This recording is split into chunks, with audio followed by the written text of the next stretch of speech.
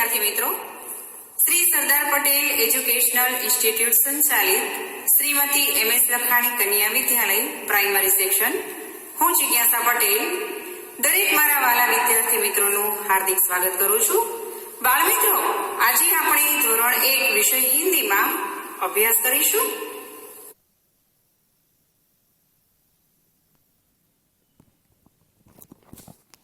અહીં આપણે બાળ મિત્રો કેટલાક કાના માત્રા વગરના શબ્દો આપેલા છે. એ શબ્દોનું તમારે અહીં જોઈ અને લેખન કરવાનું છે.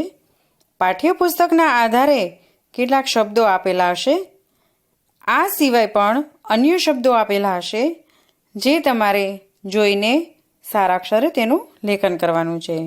તો સૌ પ્રથમ બાળ મિત્રો આપણે જોઈએ તો અહીં શબ્દો આપેલા છે તે જોઈશું. નલ, નલ એટલે અહીં નળનું ચિત્ર આપેલું છે, તેને હિન્દીમાં નલ. 1 और 0 હિન્દી અંકમાં આપેલું છે, જેને આપણે 10 એવું કહીશું. હવે આ 10ને આપણે શબ્દમાં કઈ રીતે બોલાય તે તમને દર્શાવેલું છે લાલ અક્ષરે સ. ત્યાર પછી આપણે આગળ જોઈએ તો એવા જ બીજા ચિત્ર સાથે શબ્દો આપેલા છે. તમારા પાઠ્યપુસ્તકમાં પણ આ જ રીતે શબ્દો આપેલા હશે, પરંતુ બાળમિત્રો અહીં તમને ચિત્ર સાથે જ્ઞાન સમજૂતી આપવામાં આવી છે, જ્યારે પાઠ્યપુસ્તકમાં ચિત્ર આપેલ નથી. પાઠ્યપુસ્તકમાં માત્ર શબ્દ અને વાક્ય છે.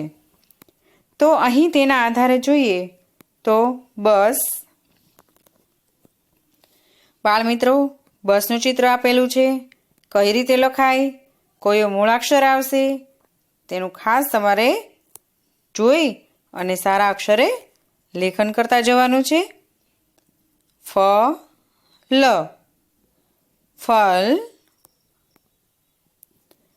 ફરીવાર બસ, ફલ.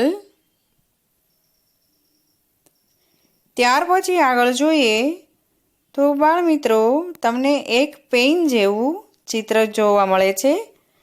આ પેન જેવું ચિત્ર જે જોવા મળે છે તેને હિન્દીમાં કલમ.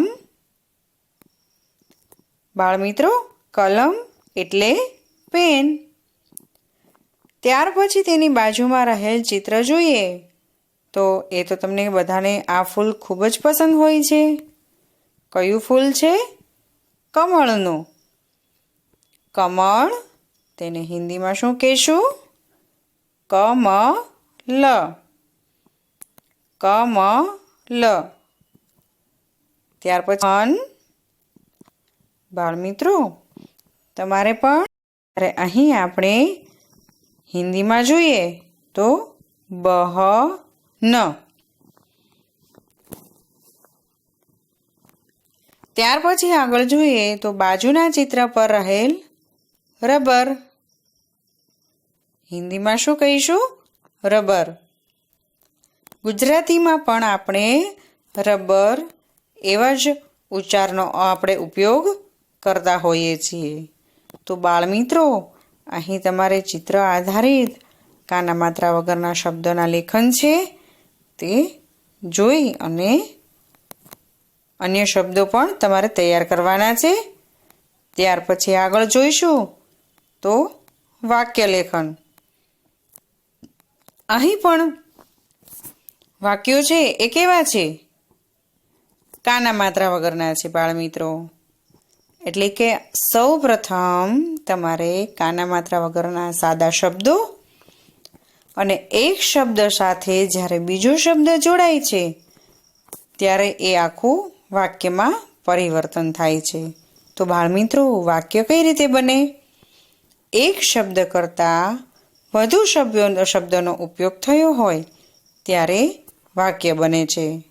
બીજું બાળમિત્રો, અહીં માત્ર આપણે કાના માત્રા વગરનું જ જ્ઞાન લેવાનું છે.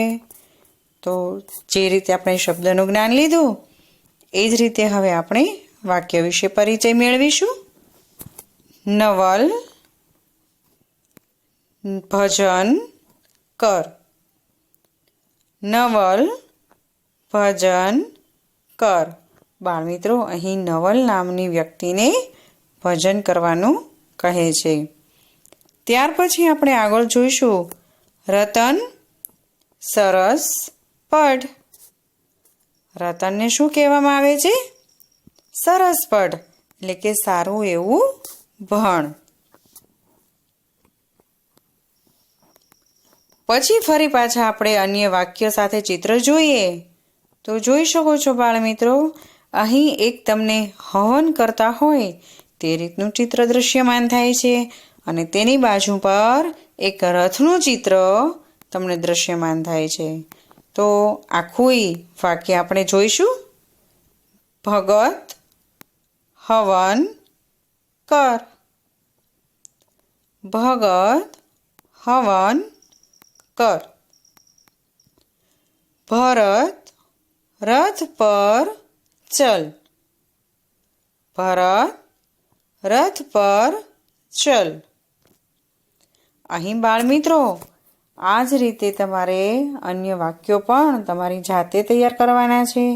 પણ કેવા? કાના માત્રા વગરના આપણે તૈયાર કરીશું. તો આના આધારે પણ તમે હવન, રથ આ રીતે શબ્દોનો ઉપયોગ કરી તમે તમારી જાતે વાક્ય તૈયાર કરી શકો છો. તો બાળમિત્રો, અહીં આપણે વાક્ય અને શબ્દ બંનેનો પરિચય મેળવ્યો. ફરી પાછા નવા વિડીયો સાથે મળીશું. Thank you. Bye bye.